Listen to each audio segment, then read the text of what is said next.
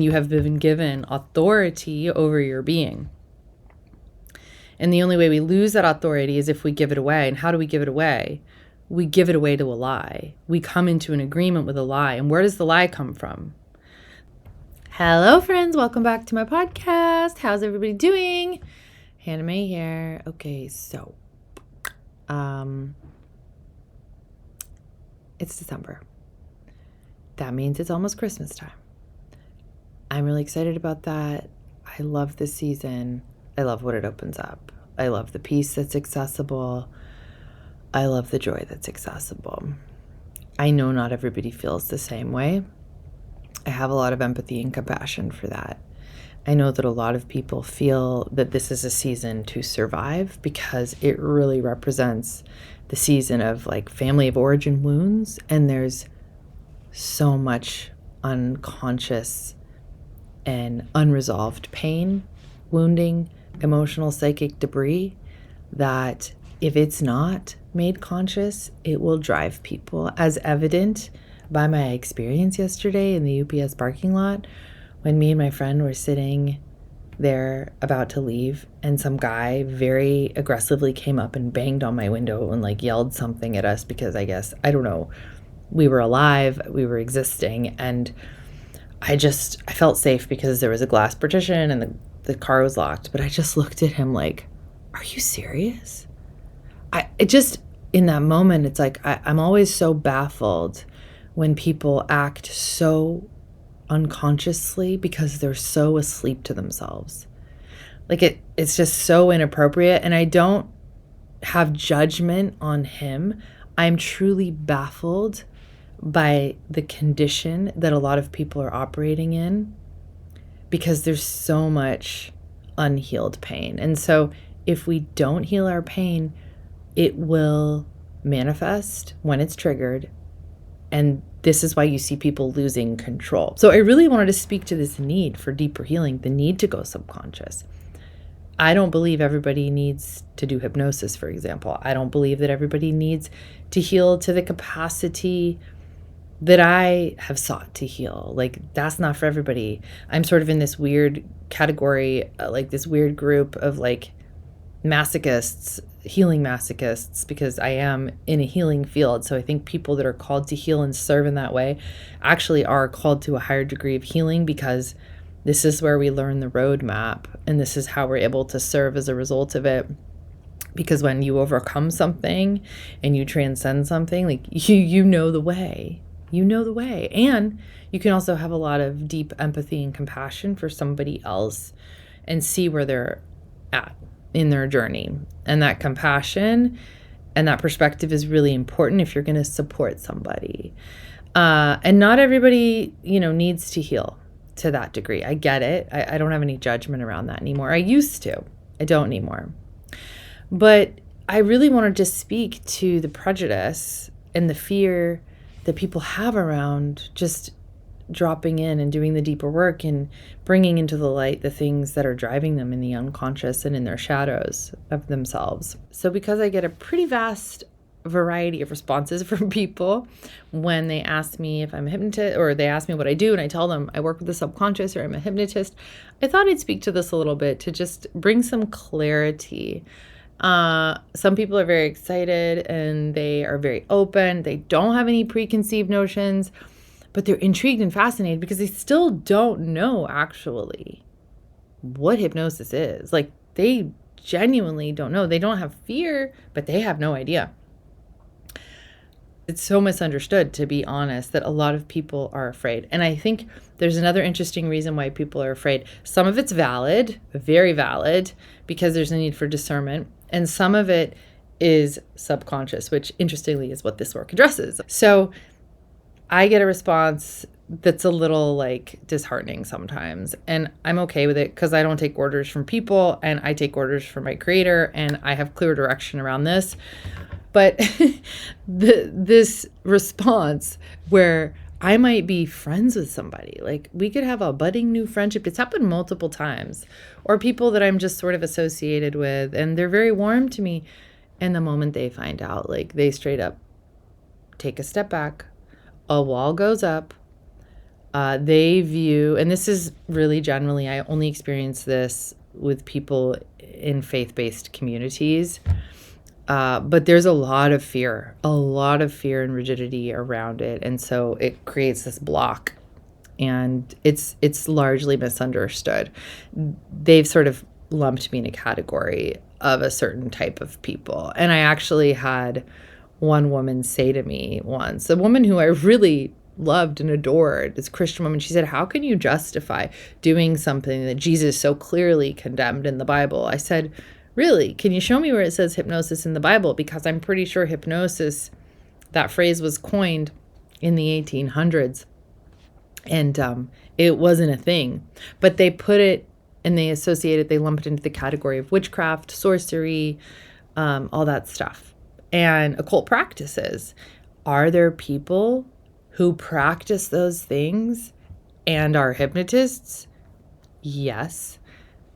Do I practice those? Is that what hypnosis is? No, that's not what hypnosis is. Hypnosis is backed by science, solid neuroscience, a ton, and I mean a ton of overwhelming meta-analysis of how useful and helpful hypnosis is mentally, physically, emotionally, and spiritually, as I have come to really find. And it's very much in alignment with, for me personally, my own spiritual walk. So that's disappointing, but you know what? It's okay, because like, it just is what it is. You know, I'm not here to convince anyone, but I would love to dismantle some of the fear and bring a little bit more awareness around it and help people soften and go, okay, it really is about the intention of the practitioner, right? Just like with any healing modality, if you were to go work with somebody, you would want to make sure that they were in alignment and that you felt like you could trust them, because you are working with yourself, and that is sacred. So it is wise to have discernment. And I'm the first to say, no, do not work with any hypnotist, because honestly, I've had my own experiences. I will not work with any hypnotist. Like, it's very few people I will work with. I am very selective. I work with people who are experts in their craft, who are extremely well trained, who I have trained under also, who I trust and have developed a relationship with, who are extremely grounded. They don't necessarily have to have the same beliefs as me, but I have to trust how grounded they are. And that's really important for me. So I believe that, yes, you're dealing with your mind, your subconscious, your spirit. Yes, it is sacred. And yes, you need to have discernment. I've had a ton of people reach out to me on Instagram specifically because my message resonates for them, but they're not sure how it aligns with their faith. So I want to speak a little bit to my own personal journey and faith walk with this, my own addiction and recovery walk, which I have been pursuing for the last 23 years, my own healing journey, and just how sacred and spiritual I believe this work really is. This is soul work, and it very much is in alignment with the divine will as far as I'm concerned in how I am being used to serve. Oh, and then there's the other response that I get, by the way, which is like people are disappointed that I'm not like more new agey and like more liberal in my practice. They're like, you do past life regressions, right? Like they would just want to jump straight into the past lives. I'm like, no, I don't actually. You can find someone, it's not hard to do, who does that, but it does not align for me. So when I was a little girl, like I was definitely a seeker. I was always asking questions. I needed to understand the silence, and I would drop into the silence often. And I had a writing practice when I was really young. And so I would journal, and I would go into nature, and I would have these experiences, and I would read about the mystics when I was really young, just from like the Pieta prayer book. And I would be like, oh my gosh, like these stories of these mystics and these spiritual experiences these people were having, like I really transported me to this place where I was connecting with something that I knew was bigger and better and more real than like this human experience I was having. And I could always easily go to that place. And I had a really vivid fantasy life as a kid. So for me, what I found joy doing was going to my room, locking my door, dancing, singing, and like entering into this amazing world of imagination and vivid fantasy. And it was extremely uplifting. It felt really safe. It felt really warm. It felt really nurturing. And I felt really held in that. And what I've come to understand is that is flow state. That was play state. Those states of mind that a child is accessing so easily in those imaginative and playful states are the same states of mind that you naturally access in hypnosis. But of course, I didn't know anything about that then. And so my passion when I was growing up was dancing, and that was pretty much the thing that like held me together somewhat, because everything else was sort of falling apart. And I developed an addiction really young, a variety of different types of addictions, and those really sort of began to close in and control me. Now, when I got sober and I had to become abstinent from some of those things, I entered into 12-step, and then I came into contact with this structure, which is the 12 steps, which is designed to produce a psychic change, a spiritual experience with a God of your own understanding. So when I work with people, I'm pretty skilled as a result of that at really meeting people where they're at. So despite my own Christ-centric walk and container that I hold energetically for myself and for my clients, I do not project that onto my clients or impress any of my beliefs, because it's totally irrelevant. It's like I show up and I meet them where they're at, and I support them in their own journey. And so that's the only place where growth and progress can be made from, anyways, from a place of honesty. I can't try and, bring anyone somewhere else. It's not my job. It's none of my business, truly. So, in developing this conscious contact through this work that you do in 12-step, that you essentially have to develop a spiritual experience if you want to stay sober, if you want to stay abstinent. The spiritual experience for people that are successful in sobriety really has to become bigger than the experience that they're having with their addiction or distractions, if you will. Otherwise, they'll tend to default back to those behaviors, and that's why there's such a low recovery rate, is because a lot of people are not having the kind of spiritual experience that they're needing to have in order to sustain them. And it can't be surface level. It really does have to be deep. It does have to be deeply transformative and experiential. It has to evolve, right? And so as I walked that path, I began my family. I had my first couple babies.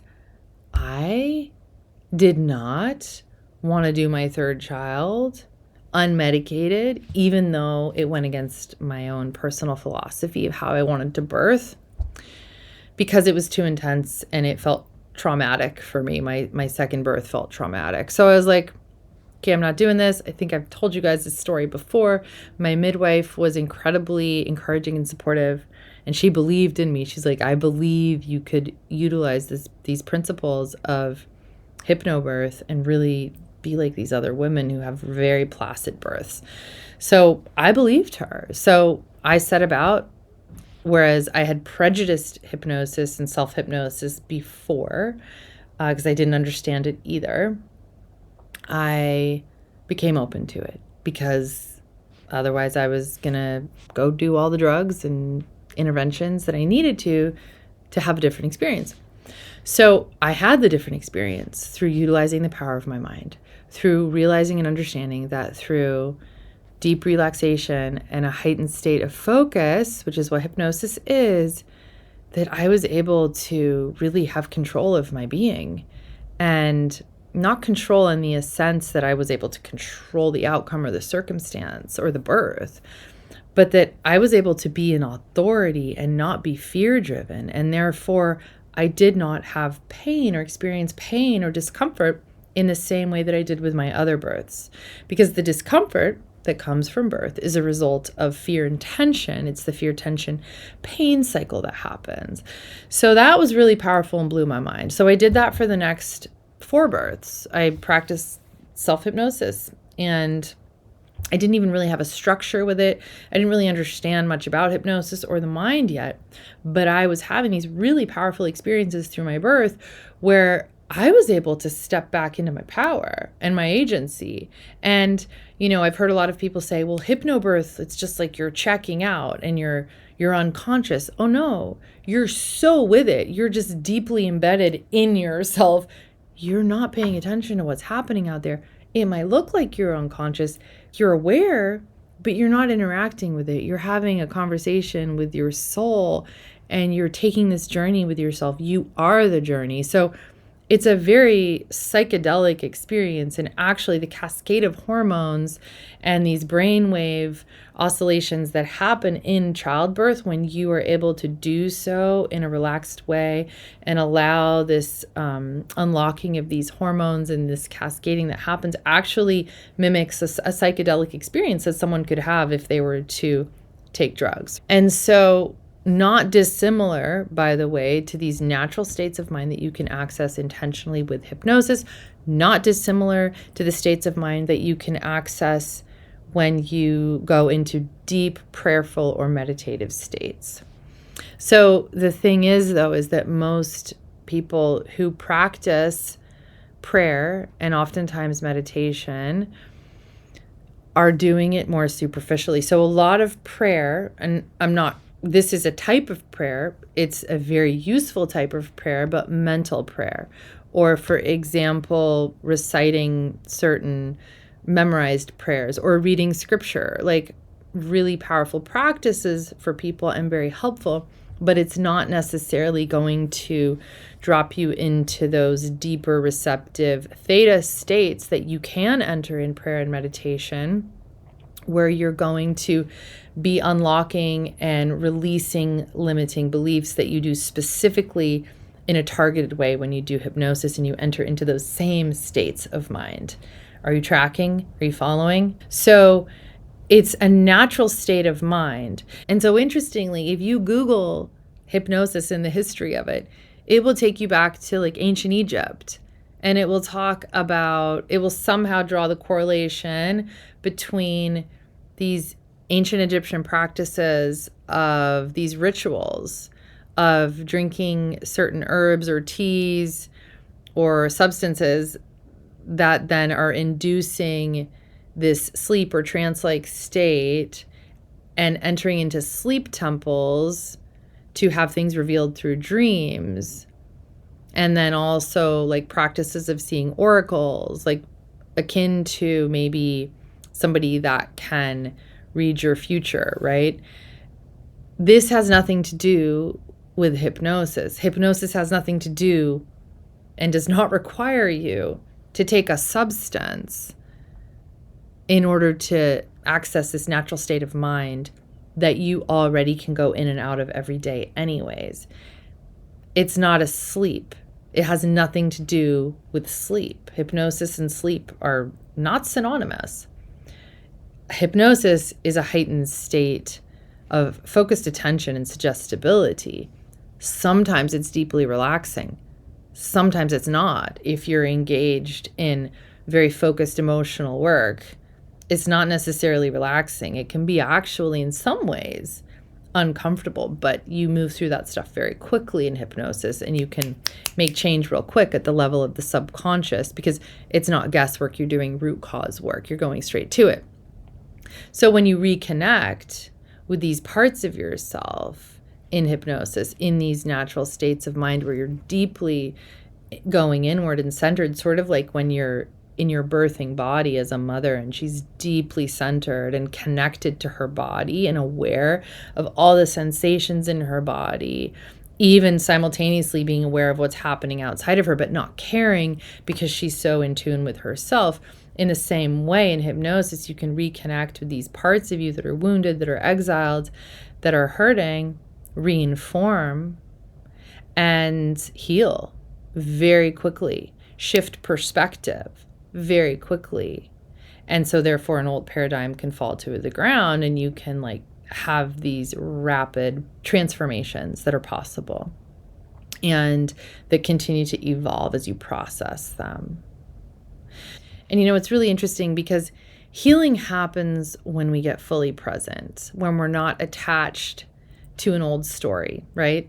And hypnosis is really powerful for dissolving these stories, lies, limiting beliefs that we came into agreement with through improperly processed data and information as a child, because we just didn't have the tools otherwise. And the interesting thing that I want to point out about this, about these limiting beliefs that are blocking you, that are causing you harm, that continue to tell a story that you believe that's actually not true, and it blocks you from your higher calling and purpose and the truth of who you are, and blocks you from your true identity.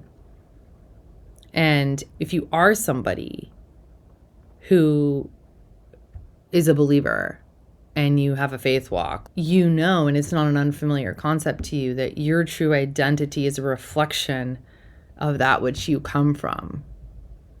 You are an image bearer, and you bear many of those qualities as co-creator, and you have been given authority over your being.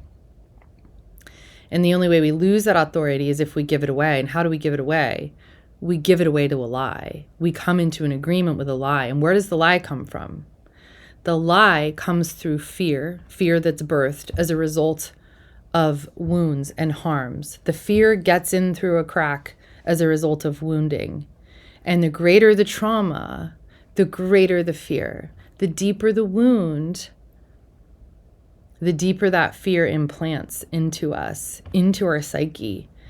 And unless we come face to face with this and be willing to see it in its true light, and be willing to get up close and look at it and be like, I call bullshit, and re-inform that little one of the truth of who they are before that truth was severed, that they don't think they remember anymore, but it's there. And then we don't get free of this stuff, and it continues to drive us. And so then the question really is like, what is choosing for you? Is it fear that's choosing for you? Or are you making a conscious, empowered decision for yourself? And this stuff is really worth getting curious about. Because if you decide that that type of work isn't for you, then that's fine. But let's not put a blanket of everything's evil because of fear. And there's a few different reasons why people are afraid. It's a security protection. It's usually survival protection. So one is control. People don't want to lose control. They have this idea that if they do subconscious work, that they're giving someone else power over their mind, and that they're becoming unconscious. And that's the furthest thing from the truth. You maintain agency. You can choose to follow direction. You can choose to not follow direction. But if you're working with someone you trust, then you most likely are going to want to follow their direction, because they are being of service and they're helping you. They're guiding you to a solution that you want. The other fear that's really common that stops people from doing the thing that's going to set them free is they're afraid of facing any pain that they just don't think they can tolerate. But the thing is, first of all, you do not have to rehash or relive a trauma. You are already in pain. Like, the pain and the resistance to facing it is what's actually causing you pain. The surrender and the softening and the getting closer to that wounded part of yourself is what sets you free. Truly. I had a client recently. It was such a beautiful testimonial around this.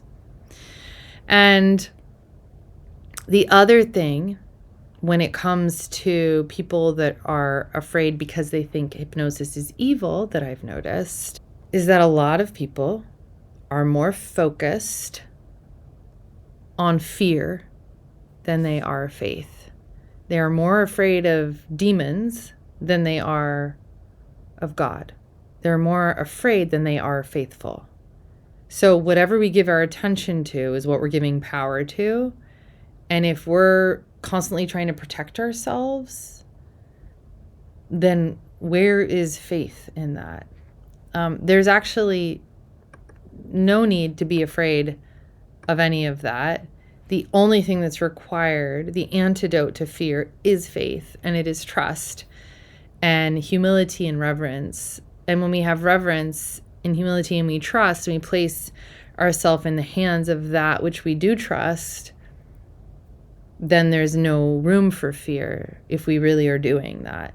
But a lot of times, these fears are the things that are really blocking and driving people, and they don't realize it. So discernment is really necessary, but let's not, in the name of discernment, put a blanket over something that's actually very healing and helpful, and that God will use and work through somebody else.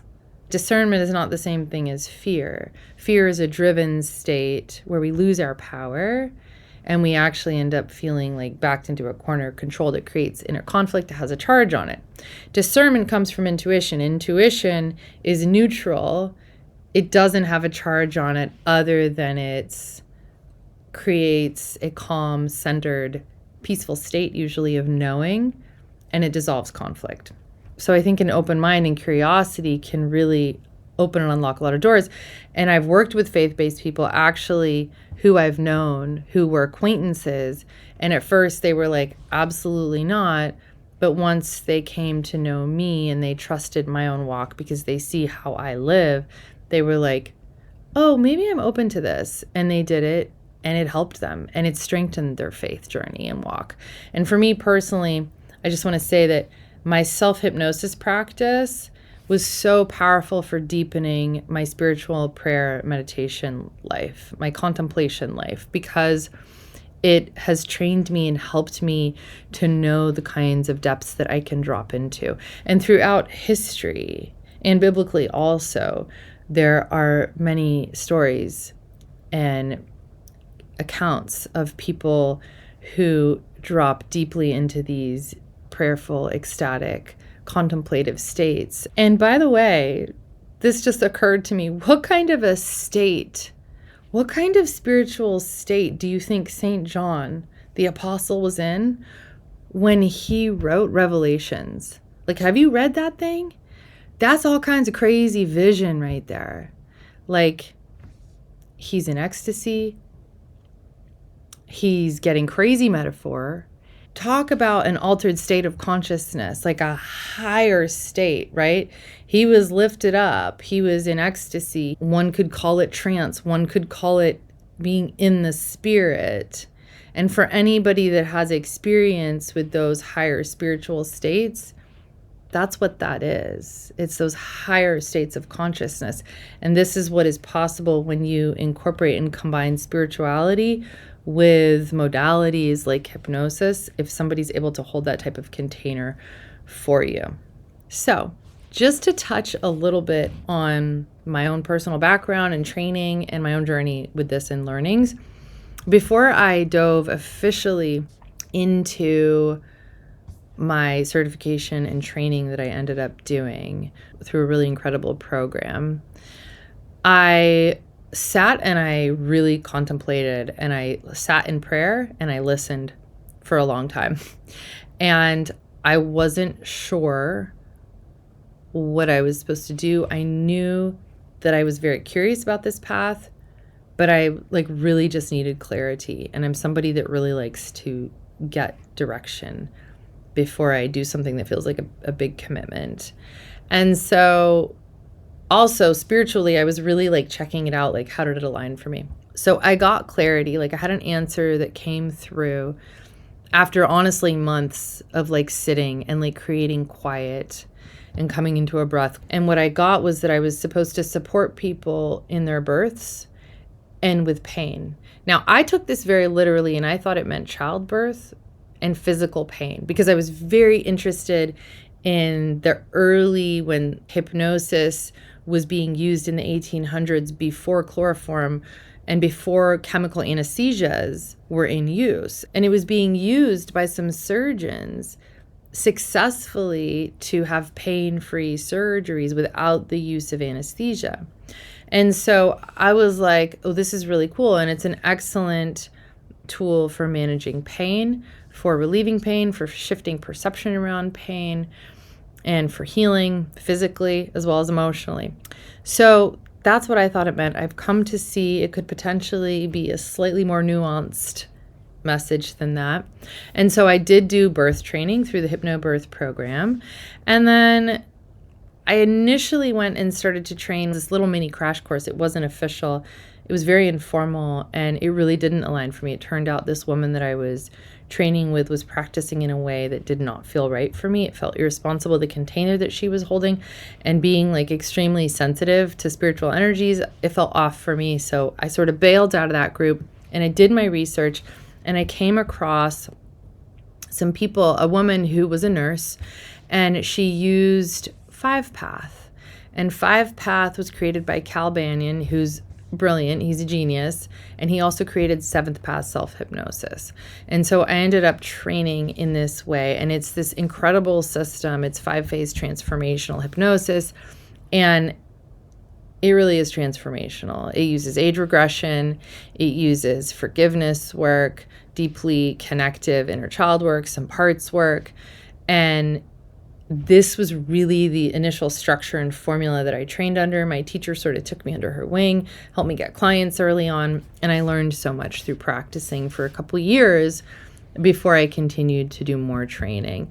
And so I ended up actually training with another 5-Path hypnotist who was really incredible, and her name is Penny Chason. She's been on my podcast before, and she has a medical background. She worked in anesthesia, she was a nurse, and she understands the medical perspective. Anyways, you can ask me about her if you're interested in doing any training, because she certifies people and she has an excellent, excellent program.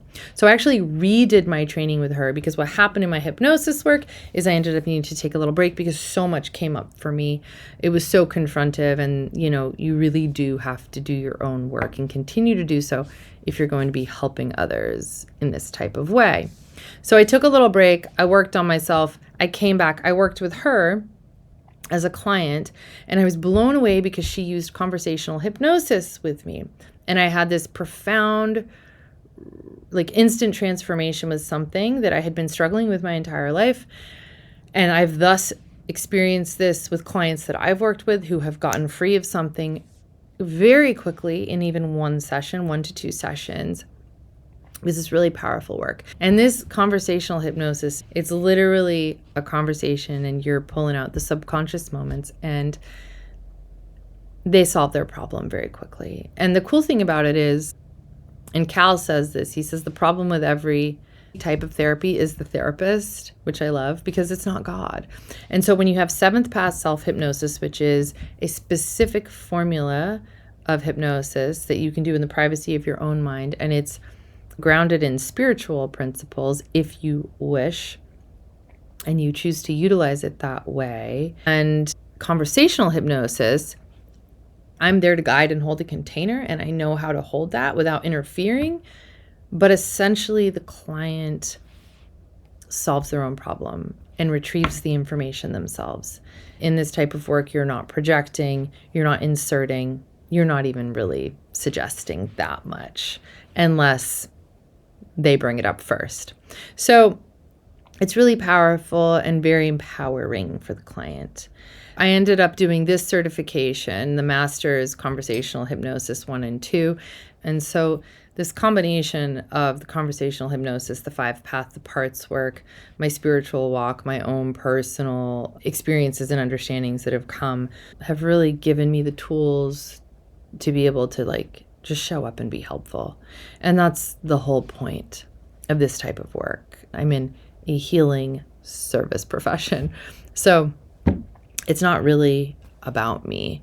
And so if you're looking for somebody and you're trying to discern if somebody is in alignment for you or not, that's actually one way of really gauging if it's a good fit for you or not. For these subtle cues of egotism in people, how much humility are they walking with? How much clarity are they walking in? Is it self-bolstered? And sometimes this doesn't show up straight away, because a lot of times, people who are spiritual narcissists in the healing world, and of course, narcissism is rampant, period. So naturally, it's going to show up in a modality, in a profession, in the healing world. because you're dealing with vulnerable people. And so they're easy targets in a lot of ways, unfortunately. But humility is a really good indicator, and the kind of grace somebody walks in. And if you pay attention to their message, is it aligned? Is it consistent? Is it God-centered for you? They don't necessarily have to be talking about God, but does the God in you connect with the God in them? Does it align with your consciousness? Does that make sense? So I just really wanted to lay some of this out, dispel a little bit. Of course, there's always more to dispel. There's more myths we can bust. There's more information. There's the whole history of hypnosis, which I didn't really dive into. And if, in fact, you're wanting, I have a Hypnosis Demystified video where it breaks down the vertical model of the mind and what hypnosis is and what it is not. So that could be helpful for you. The other thing I'm going to do that I've been inspired most recently is to create, and so keep your eye out for this,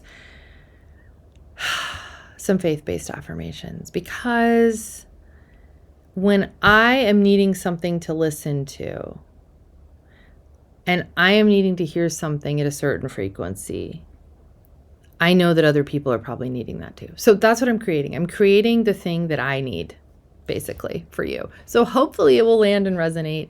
I know a lot of what I say does resonate for a lot of you who are deeply seeking and healing and on this path. So as always, thank you for tuning in, open to feedback. Until next time. Merry Christmas, by the way. Thank you for tuning in to the May Be Mindful podcast. If you enjoyed today's episode, don't forget to subscribe and leave us a review. Your feedback helps us grow and improve. For more information, resources, and exclusive content, visit our website at maybemindful.com or go ahead and follow us over on Instagram at maybemindful. If you enjoyed this week's episode, please give me a follow, screenshot the episode, and go ahead and tag me until next week when I bring you another thought-provoking and inspiring topic. Until then,